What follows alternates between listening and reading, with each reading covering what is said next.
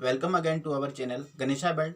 Students, जैसे कि हम सभी को पता था कि हम 12th केमिस्ट्री की एक सीरीज चला रहे हैं जिसमें हम सेकंड यूनिट कर रहे थे। तो दोस्तों, लास्ट वीडियो में हमने कुछ परासरण दाब के प्रकार परासरण के प्रकार पढ़े थे, जो दो प्रकार के होते हैं, बाह्य परासरण और अंतः परासरण। तो दोस्तों एक तीसरा प्रकार और है जिसे हम बोलते हैं प्रतिलोम परासरण, रिवर्स ऑस्मोसिस। दोस्तों, आज हम ये देखेंगे कि प्रतिलोम परासरण क्या होता है। साथ में दोस्तों हम ये भी देखेंगे कि समपराशरी विलयन क्या होता है, आइसोटोनिक सॉल्यूशन क्या होता है, अति पराशरी विलयन क्या होता है, हाइपरटोनिक सॉल्यूशन क्या होता है, अल्प पराशरी विलयन क्या होता है, जिसको हम इंग्लिश में हाइपोटोनिक सॉल्यूशन बोलते हैं। तो दोस्तों, आज हम ये सब टॉपिक उठाएंगे। तो दोस्तों, यदि आपको इन सभी को बहुत अच्छे से समझना है तो वीडियो को दोस्तों लास्ट तक जरूर देखिएगा। आइए तो दोस्तों हम पढ़ते हैं प्रतिलोम परासरण। तो दोस्तों, इसके लिए हमें पहले थोड़ा सा परासरण को समझना पड़ेगा। तो दोस्तों, मान लेते हैं यह कोई दो पात्र हैं, जिसमें से एक पात्र में शुद्ध विलायक मीन्स जल, दोस्तों यहाँ पर वाटर भरा हुआ है, शुद्ध विलायक भरा हुआ है, और दोस्तों दूसरा पात्र है जिसमें विलयन भरा हुआ है। तो यहाँ पर विलयन भरा हुआ है दोस्तों, और इन दोनों पात्रों को अर्धपारगम झिल्ली द्वारा पृथक कर दिया गया है। मतलब वाटर मतलब शुद्ध विलायक और विलयन को हमने अर्धपारगम झिल्ली द्वारा अलग कर दिया है। तो दोस्तों, हमने देखा था परासरण में कि जब हम विलायक को विलयन से अर्धपारगम झिल्ली द्वारा अलग कर देते हैं तो कुछ देर बाद जो विलायक के अणु हैं वो स्वतः ही अपने आप विलयन की ओर जाने लगते हैं। तो दोस्तों, इस प्रक्रिया को हम कहते हैं परासरण। लेकिन दोस्तों, इस परासरण की क्रिया को रोकने के लिए जो दाब लगाया जाता है उसे हम कहते हैं परासरण दाब। मतलब दोस्तों क्या बोलते हैं, पाई। तो इस परासरण दाब लगाने से परासरण की जो क्रिया है वो रुक जाती है। ये भी हमने दोस्तों पढ़ के रखा है। यदि आप इन सभी को समझना चाहते हैं तो पिछली वीडियो को जाकर जरूर देखिए।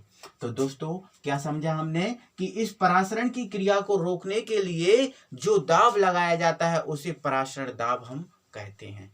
लेकिन दोस्तों, यह परासरण दाब इतना लगा दिया जाए कि जो विलयन में उपस्थित जो विलायक के अणु हैं वो फिर से शुद्ध विलायक की ओर वापस से जाने लगे।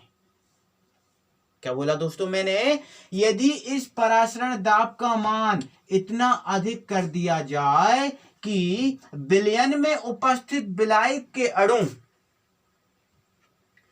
अपनी विपरीत दिशा में इस शुद्ध विलायक की ओर जाने लगे तो इस प्रक्रिया को दोस्तों हम कहते हैं प्रतिलोम परासरण, रिवर्स ऑस्मोसिस। दोस्तों, इस प्रक्रिया द्वारा हम समुद्र के जल से नमक का शोधन करते हैं।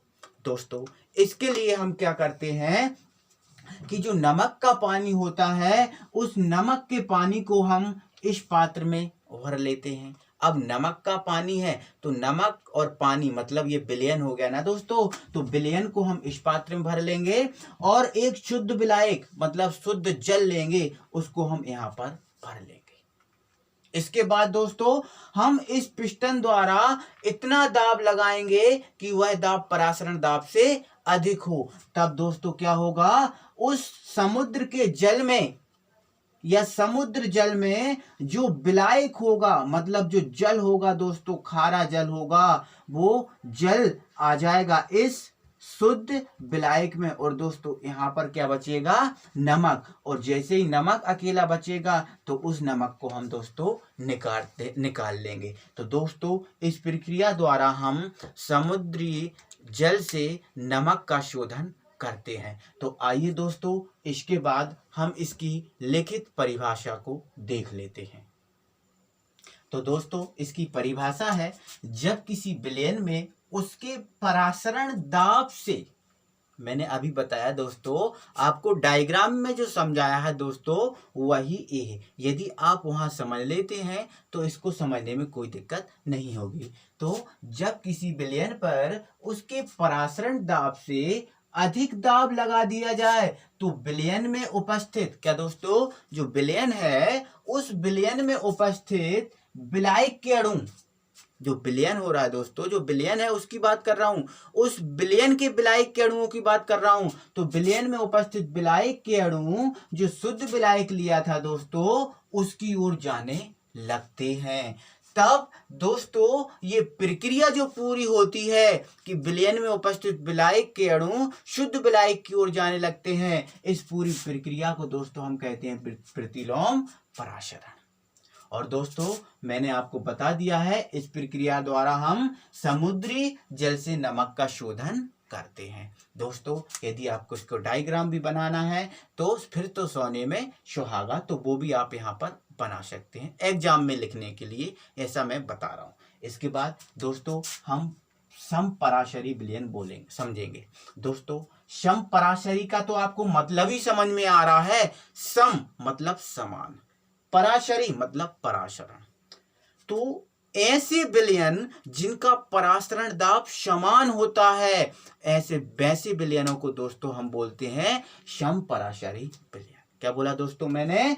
ऐसा विलयन जिसका परासरण दाब समान होता है समपराशरी विलयन कहलाते हैं।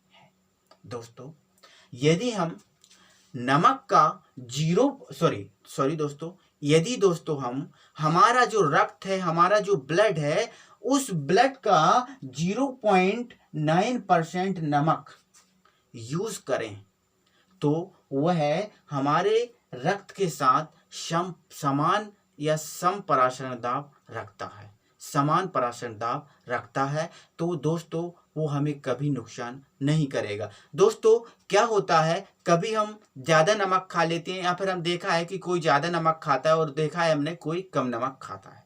तो दोस्तों ऐसा करने से हमारा जो ब्लड है उस नमक का हमारे ब्लड के साथ समान समपराशरी विलयन नहीं बनता। अब समपराशरी विलयन नहीं बनता तो दोस्तों हमें हाई ब्लड प्रेशर और लो ब्लड प्रेशर की शिकायत हो जाती है। ऐसी यह बीमारी दोस्तों हमने कई लोगों में देखी है। तो दोस्तों ये हमने समझा समपराशरी विलयन, ठीक है। इसके बाद हम अति पराशरी विलयन को समझते हैं। तो दोस्तों अति पराशरी विलयन एक ऐसा विलयन होता है जिसका परासरण दाब अन्य विलयनों के परासरण दाब से अधिक होता है, उन्हें हम कहते हैं अति पराशरी विलयन।